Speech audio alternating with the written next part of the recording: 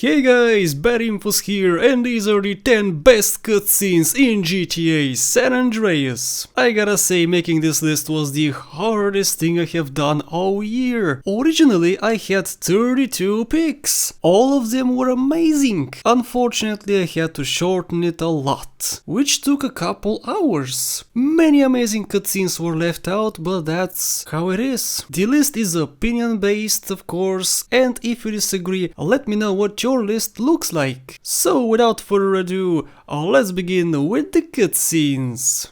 We start off with Green Goo by the Truth. Oh shit! Hey man, look out! Oh. But oh no, not the normal cutscene you get which progresses the story. Did you know that there's an alternative cutscene if CJ starts the mission while being fat? Well, this is it. If CJ is fat, this cutscene turns from great to hilariously great. The jokes never stop. CJ is too fat to complete the mission. He needs to lose some ballast, otherwise he would not be able to take off with the jetpack. And the Truth lets him know that. He straight up calls him a fat ass. Something I did not expect, but he did. I want you to use that gizmo you acquired, but you gotta lose some of that ballast first, fat ass. CJ denies it. In his eyes, he's just big boned and he lives in denial. Man, I'm just big bone. Shit, that's all.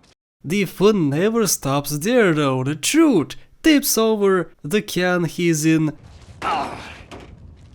and doesn't manage to get out. I'm kinda concerned about him, honestly. He's in the desert, so there's nobody around for miles. You called CJ a fatso, so he won't help either. The Truth is most likely high again, so he doesn't even know what's going on. That could have been the end of him. He's probably confused and lost in his own tin can. Also, I gotta say this. Who's the fatso now, eh? Try and get out of there, fat ass. Farewell My Love by Caesar. The mission opens up with a strange young man doing some work on his car. Nothing unusual here, he's probably nobody important. Then the big old witch shows up. Carolina is known to be crazy for screaming and acting irrational. Well, all of that is shown here. She screams at me, tries to destroy my car. When I say just business, I mean that I love you! What the fuck? When I say I no interested no more, I mean that I love you! And Hey, when I say that I miss Catalina, you... wait! And even says that she cheated on me with... wait... with the random guy we saw before? Maybe he's not just a random guy. So Carolina was in GTA 3, a game which takes place after San Andreas, and this random non-talkative guy kinda looks like... And it hits you. That right there is actually the main protagonist from GTA 3! I bet none of you expected to see him the first time you played this game. The first time I played the mission, I didn't even know. There were so many clues. I mean, Claude and Carolina are together at the start of GTA 3. They must have moved there years after the events of GTA San Andreas. This guy has the exact same outfit and he doesn't talk. I don't know how I missed it, but I did. It's a nice tie-in between the stories of the two games. They met in San Andreas, went to Liberty City, which is set in the closing cutscene of this mission. My lover needs his car so we can go to Liberty City. Carolina shoots Claude. Sorry, babe. I'm an ambitious girl. You're just small time. And so begins the story of GTA 3. Customs fast track for wank cars. This cutscene has a special place in my heart because of how emotional it is. Here we don't see screaming, shooting, crazy drunk or high guys, police manipulation, high-speed chases, or even singing or dancing. Instead, we see a normal conversation between two siblings. I gotta say, this conversation is the most human thing I have seen in this game. This is far from Grove Street, right? Yeah, I know, but I just can't get it out the back of my mind. Moms, sweet, smoke. I just can't let that go. They felt like real people with real emotions. They speak slow, with compassion. They discuss the past, present and future, what they had to live through, what is currently going on and what is ahead of them. This hits home, guys. That's how I, and I guess many of you, would talk with your relatives like. Yeah, sure, nothing funny happens here, but it's not about that, it's about feeling strong emotions about the characters you play with. This mission accomplishes that, and that's why it's on the list. Damn and Blast, one of the missions for the heist storyline. First of all, we have a full room of people. CJ specifically chose it so that not many people would come over, but they did. The janitor doesn't, as CJ says it, Fuck off! because he lives here. Well, what can you do? Why not show him your master plan of robbing the biggest casino in town, because I live here. you could have said, come back in 3 minutes, or alright boys, wrap it up, we'll find another room. But no, CJ is a nice guy and let him stay. What's so great is because of that, the janitor actually participates in the big heist of the game, with his work clothes too. That's humor on a whole nother level. Then we get Mr. Important right here with his donuts. Hey, where's the coffee and donuts? Really, dude? CJ really got irritated here, calling them fools at the end. I'ma go shut off the city's power source. Woozy, look after these fools for me. And they are fools. It's also comedy gold how he said it. Oh yeah, sure, I'm gonna do the simple task of shutting down the whole power source of the city. No biggie, BRB. Riot, one of the mansion missions. We see the whole gang together watching TV, real life events, which would affect them all and the whole city too. Each one of them has something to say and we can't hear the TV that well, but it's okay. They're waiting for the judge to say how many years Tenpenny was spent in prison. They were hoping for 20, the 5 were suggested. I say 20 years. Try 5 years. Cops always get off easy. Well, after they found out that it's none, they flip out. The district attorney's office has seen fit to drop all charges What? against this innocent man. That's bullshit. You see?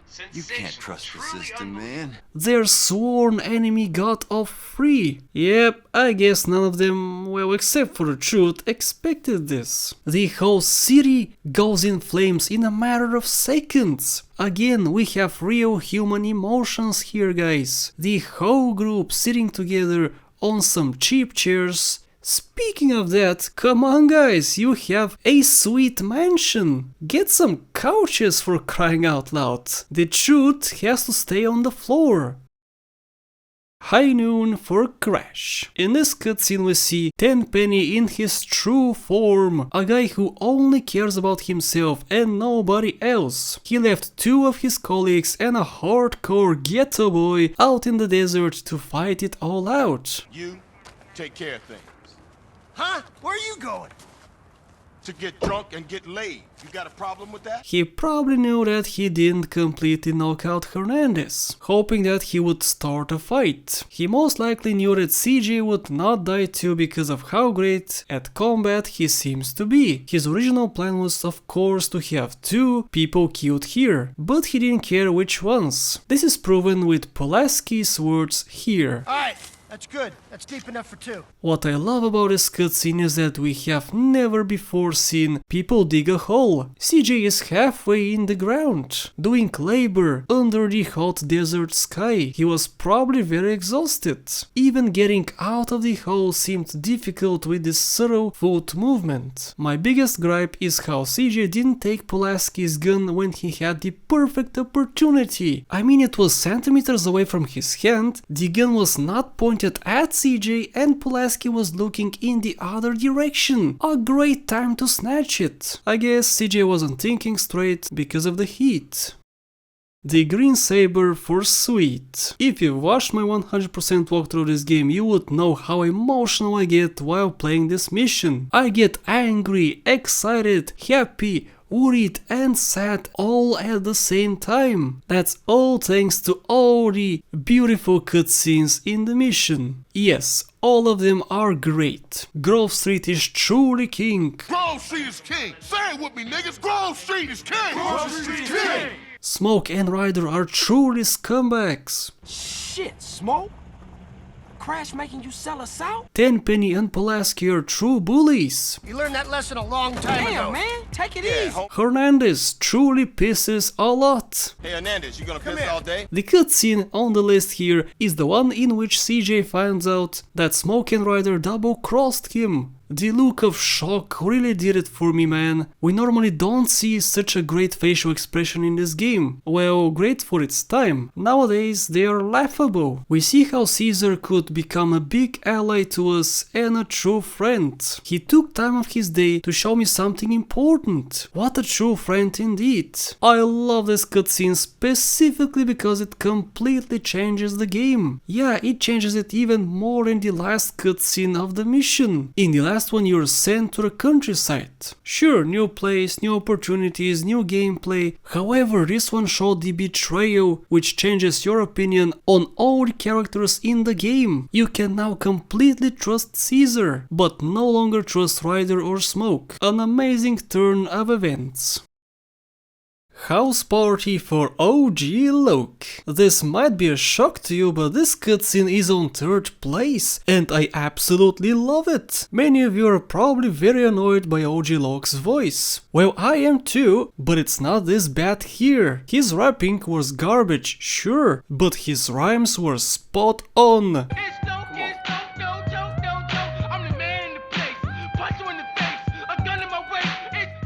His dancing was laughable, but fits his character perfectly. The DJ has the "kill me now" look on his face. That made the first part of the cutscene that great. Now comes the second part, and oh boy, it's great too. Here we see praise from Sweet, and we see the first instance of betrayal from Ryder. You a real killer, huh? What he done that I ain't, huh? Let's stall him out, Hey, nigga. relax, man. He's jealous of CJ and wants to be better than him, so he flips out in his own Ryder way, showing how this may be the cause of his betrayal later on. Afterwards he says that he's gonna round up some homies and return. Well, that never happened. Shit, I'll go round up some homies. Which means that he may have set the ambush himself with the help of Smoke, who is also not here. The best part of this cutscene is Ryder's words here. Hey, CJ, strap up. Grove Street. Truly well said. The view of the homies together also made this cutscene that great to me. The last cutscene of the game, from the mission End of the Line. What a roller coaster this game was, man, and what an amazing finale it had. All we worked for so far, tortured, screamed at, manipulated, threatened, hit. It all felt that satisfying when seeing Tenpenny on all fours, like the fat little pig he is, finding it hard to breathe. Come on, assholes. I'll take you all. You're mine. Mine. I run this town. The big threat is gone. I get praises from the truth. Far out, man. You know, I mean, you beat the system. I tried for 30 years to cross over, but you managed it, man. I mean, man, you're an icon, man. We are not in danger anymore, and we can move on with our lives. Later on, all the important people we met on our journey are with us in this tiny house. We see everyone we cared for. Yes, even Macker. We see more stubbornness from Sweet about having to only care about the hood. But there are other proposals. CJ has shares in a casino, owns a chop shop. He's the leader of the Grove Street families. He's a manager and can go on a world tour if he wants to. Our first gold record! Family, baby! Yeah, you know I'm talking about. It shows that everything you did so far you can use, and all the pests who are trying to prevent you from doing your dream are completely gone. Now you can enjoy your life. Drive-through for Sweet. Come on, you all saw this coming. You can't have a top 10 list without Big Smoke's order. And yes, it deserves the #1 spot. This despite how insignificant it is to this story. This cutscene will always be remembered by fans of the game across the world. Whenever you think of San Andreas, you think of the Damn train! and the Number 6 with extra dip. lots of memes were created because of it. It's on most of my San Andreas videos in a form of comment. People love this cutscene. And seriously, what's there not to like? It's a fat man ordering 5 times more food than everyone else combined. That's comedy gold right there. And those were the 10 best cutscenes in GTA San Andreas in my opinion. Again, this list was very hard to make, but I hope you're satisfied. And if you disagree or felt that I missed something, then let me know what your list looks like in the comment section down below. Also, don't forget to leave a like if you enjoyed, or a dislike of course if you didn't. Thanks for watching, and I'll see you in the next top 10 video.